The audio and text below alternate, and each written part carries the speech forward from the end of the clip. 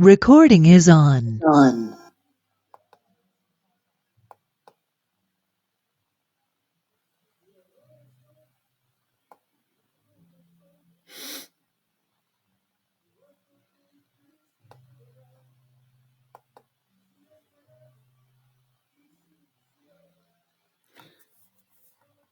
El tema que veremos ahora se titula ¿De dónde viene la entropía de los agujeros negros?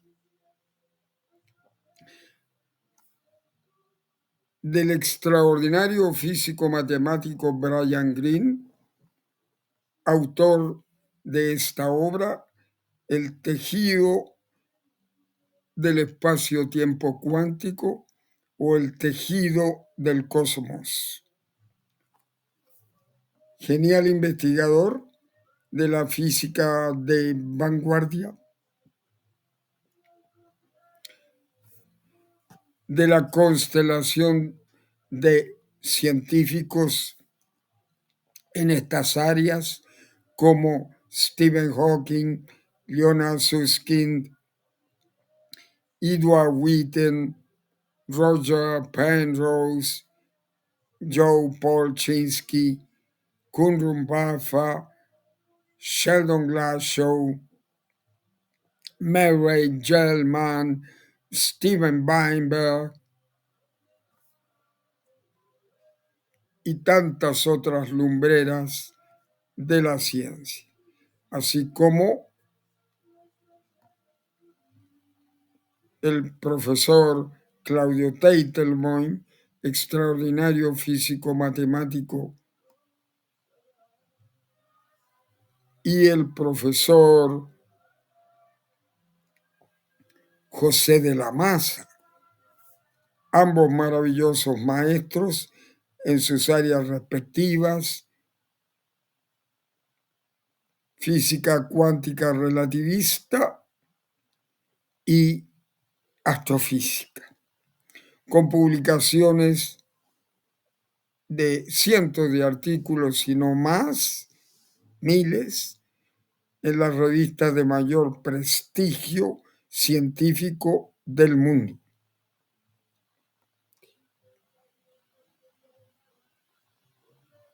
Es así como el genio de Brian Greene nos propone este título. ¿De dónde viene la entropía de los agujeros negros? Los agujeros negros tienen la cara de póker más inescrutable del universo. Desde el exterior parecen lo más simple que usted pueda ver.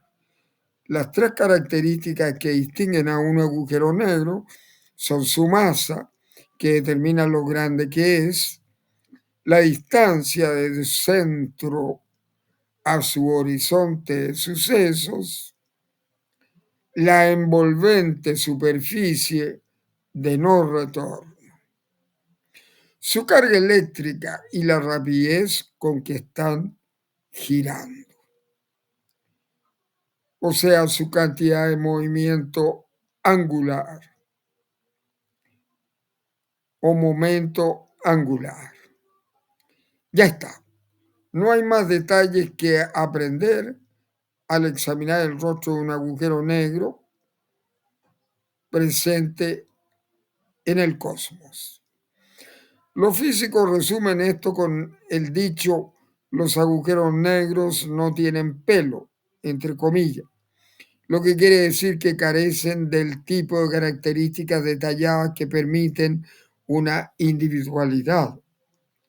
Cuando usted ha visto un agujero negro con una masa, carga y rotación dadas, aunque haya deducido estas propiedades indirectamente a través de sus efectos sobre el gas y las estrellas circundantes, puesto que los agujeros negros son negros, decididamente los agujeros negros usted no los ha visto todos. Sin embargo, tras su semblante pétreo, los agujeros negros albergan las mayores reservas de desorden que el universo haya conocido.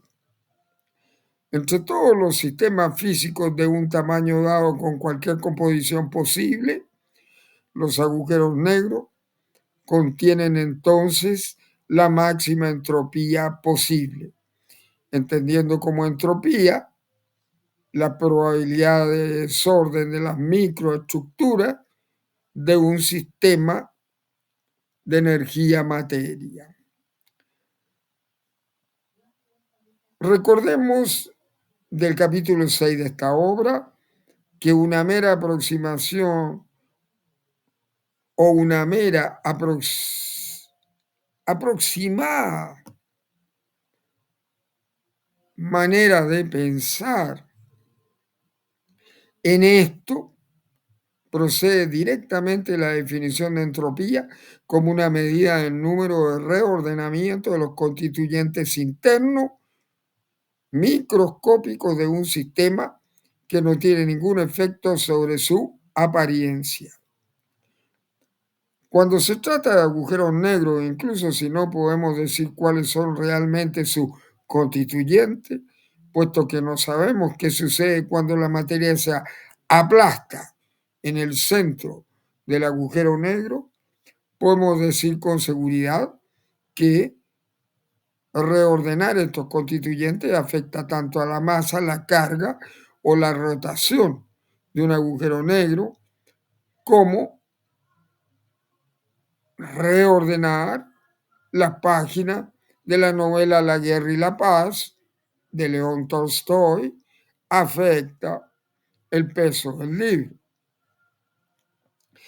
Y puesto que masa, carga y rotación determinan por completo la cara que muestra un agujero negro al mundo externo, todas esas manifestaciones pasan inadvertidas y podemos decir que un agujero negro tiene máxima entropía. Incluso así, usted podría sugerir un aumento de la entropía en un agujero negro de la siguiente forma simple. Usted construye una esfera hueca del mismo modo que un agujero negro dado, la llena de gas, hidrógeno, helio, dióxido de carbono, lo que sea, y deja que éste se difunda en su interior. Cuanto más gas bombea usted dentro, mayor es la entropía, puesto que más constituyentes significan más reordenamientos posibles, microscópicos. Usted podría conjeturar entonces que si sigue bombeando y bombeando, la entropía del gas aumentaría continuamente y con el tiempo superará a la del agujero negro dado. Es una estrategia astuta, pero la relatividad general muestra que falla. Cuanto más gas se bombea adentro, más masivos se hacen los contenidos de la esfera. Y antes de que usted llegue a la entropía de un agujero negro del mismo tamaño, la masa cada vez mayor dentro de la esfera alcanzará un valor crítico que hace que la esfera y sus contenidos se colapsen, se contraigan en un agujero negro. No hay modo de evitarlo. Los agujeros negros tienen un monopolio sobre el desorden máximo. ¿Qué pasa si usted trata de aumentar aún más la entropía en el espacio interior del propio agujero negro, bombeando todavía más gas? La entropía seguirá aumentando, pero usted habrá cambiado las reglas de juego. Conforme la materia se sumerge en el voraz horizonte de sucesos de un agujero negro, no solo aumenta la entropía del agujero negro, sino que también lo hace su tamaño.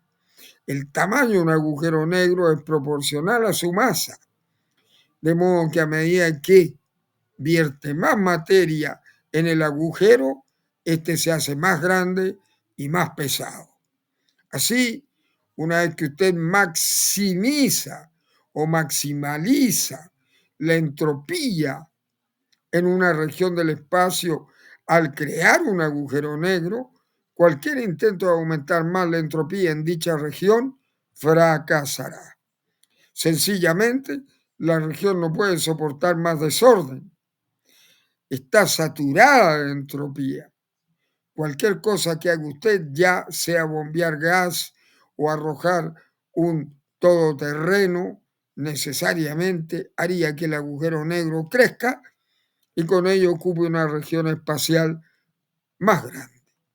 Así, la cantidad de entropía contenida dentro de un agujero negro no solo nos dice una característica fundamental del agujero negro, sino que también nos dice algo fundamental acerca del propio espacio. La entropía máxima que puede ser embutida dentro de una región del espacio, cualquier región del espacio, en cualquier lugar, en cualquier tiempo, es igual a la entropía contenida dentro de un agujero negro cuyo tamaño iguala al de la región en cuestión. Así pues, ¿cuánta entropía contiene un agujero negro de un tamaño dado? Interesante pregunta. Aquí es donde las cosas se hacen muy interesantes. Razonando intuitivamente, empecemos con algo más fácilmente visualizable, como el aire en un recipiente Tupperware. Si usted uniera dos recipientes semejantes, duplicando el volumen total y el número de moléculas de aire, podría conjeturar que había duplicado la entropía.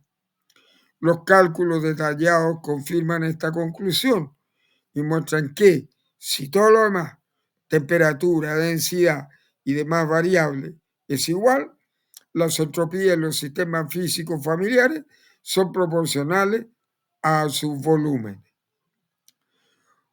Una siguiente conjetura natural es que la misma conclusión se aplicaría a cosas menos familiares, como agujeros negros, lo que nos lleva a esperar que la entropía de un agujero negro sea también proporcional a su volumen. Pero en la década de 1970, Jacob Bekenstein y Stephen Hawking descubrieron que esto no es correcto. Sus análisis matemáticos demostraron que la entropía de un agujero negro no es proporcional a su volumen, sino que en su lugar es proporcional al área de su horizonte de sucesos, aproximadamente hablando, al área de su superficie. Esta es una respuesta muy diferente. Si usted duplica el radio de un agujero negro, su volumen aumentará en un factor 8, 2 elevado al cubo, aunque el área de su superficie solo aumentará en un factor 4, 2 elevado al cuadrado. Si usted aumentara su radio en un factor 100, su volumen aumentaría en un factor de 1.000.000, 100 al exponente 3. Aunque el área de la superficie aumentaría solo en un factor de 10.000, 100 elevado al exponente 2.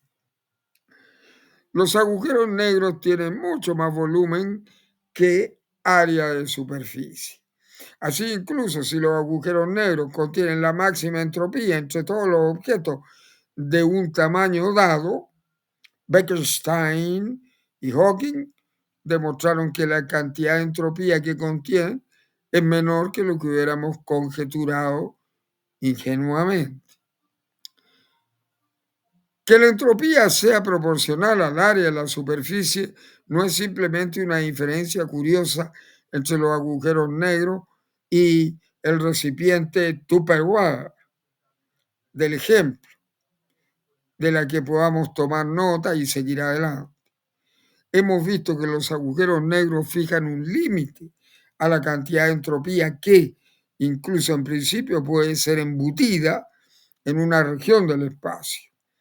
Tome un agujero negro cuyo tamaño sea exactamente igual al de la región en cuestión. Calcule cuánta entropía tiene el agujero negro y ese es el límite absoluto a la cantidad de entropía que la región del espacio puede contener.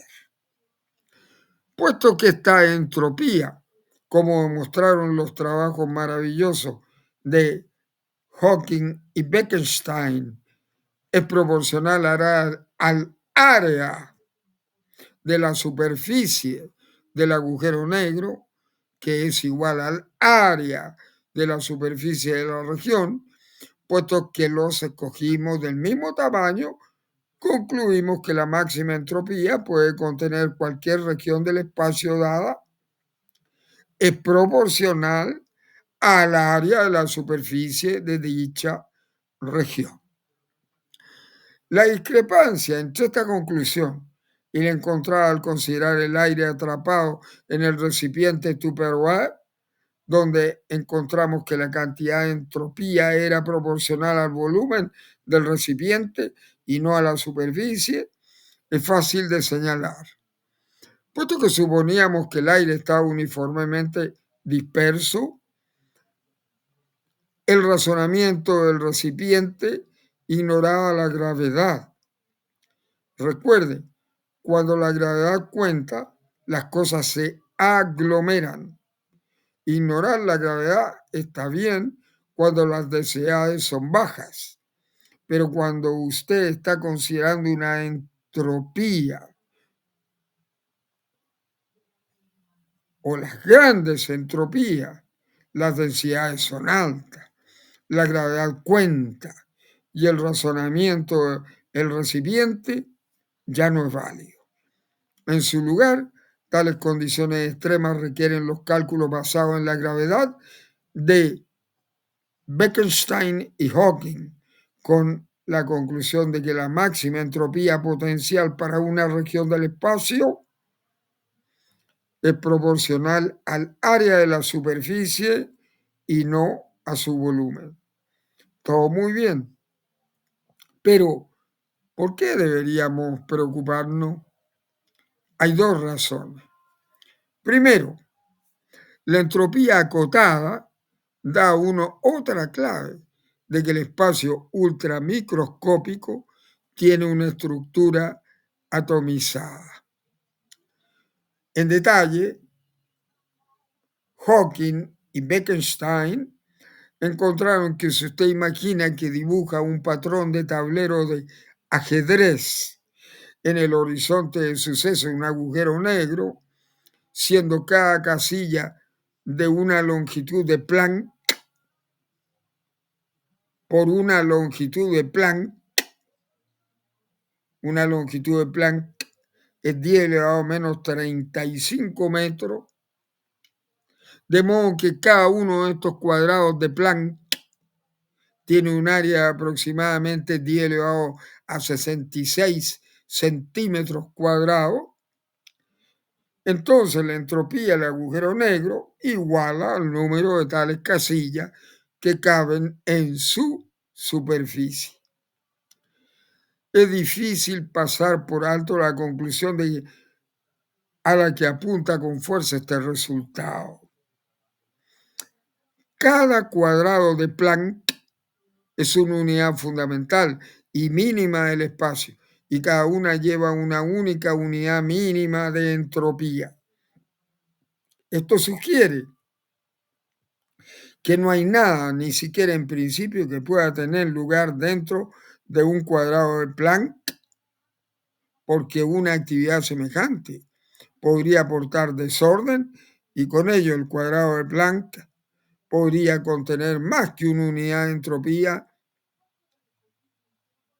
como la encontrada por las ecuaciones de Hawking y Bekenstein.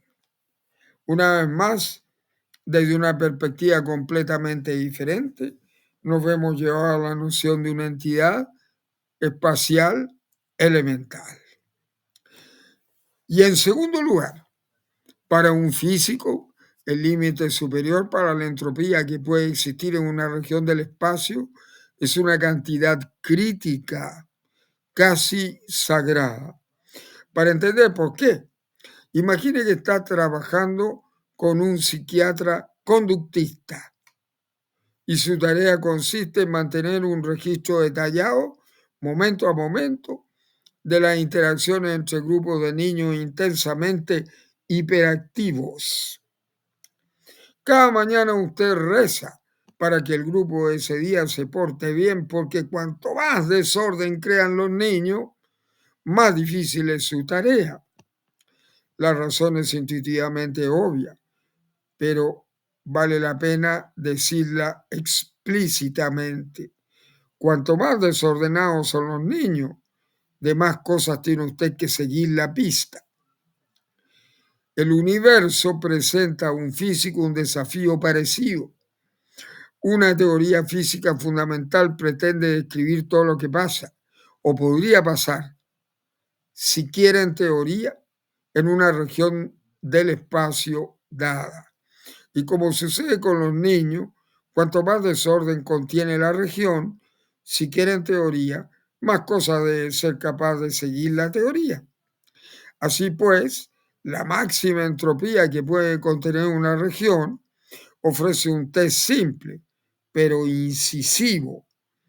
Los físicos esperan que una teoría verdaderamente fundamental sea una que encaje perfectamente con la entropía máxima en una región espacial dada de esa superficie del agujero negro.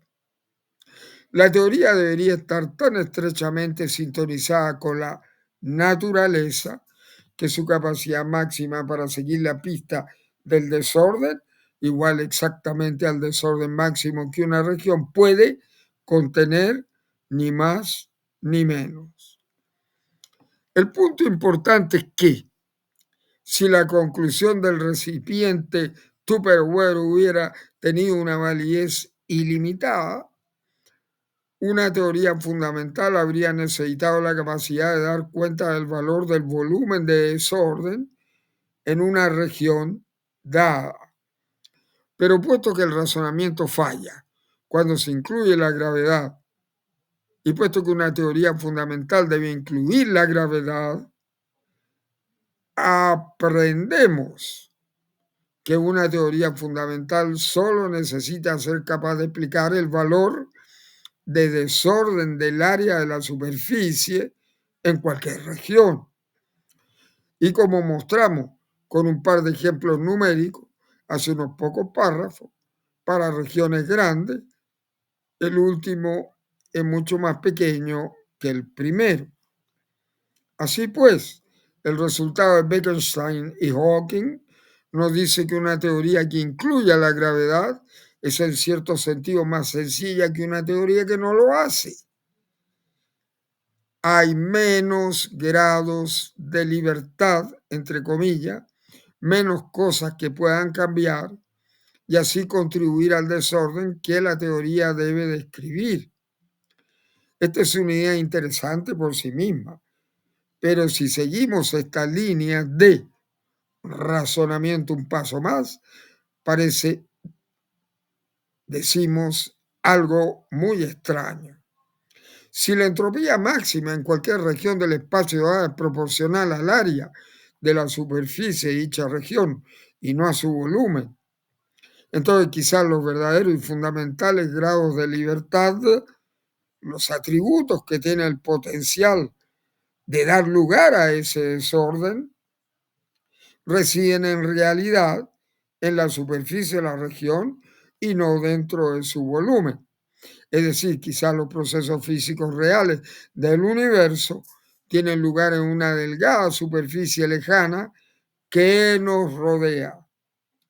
Y todo lo que vemos y experimentamos es meramente una proyección de dicho proceso de proyección de superficies consecutivas desde el centro hacia la periferia superficial del agujero negro. Es decir, quizá el universo es algo parecido a una proyección, a una perspectiva correspondiente a un holograma. Un holograma es una figura que se obtiene cuando representada en una superficie de 2 dimensiones, se proyecta en una perspectiva nueva en un volumen de 3 dimensiones 3D. Eso es un holograma. Y esas proyecciones se logran mediante rayos láser adecuados sobre la imagen en cuestión. Esta es una idea extraña, pero como discutiremos ahora, ha recibido recientemente un apoyo sustancial. Se refiere justamente al modelo físico-matemático del genial investigador científico en física cuántica relativista argentino, Juan Maldacena.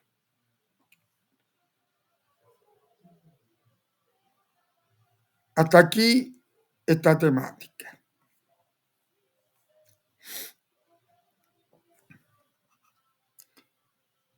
Presentada por el genio extraordinario del físico matemático y autor de esta obra, El tejido del cosmos, Brian Greene.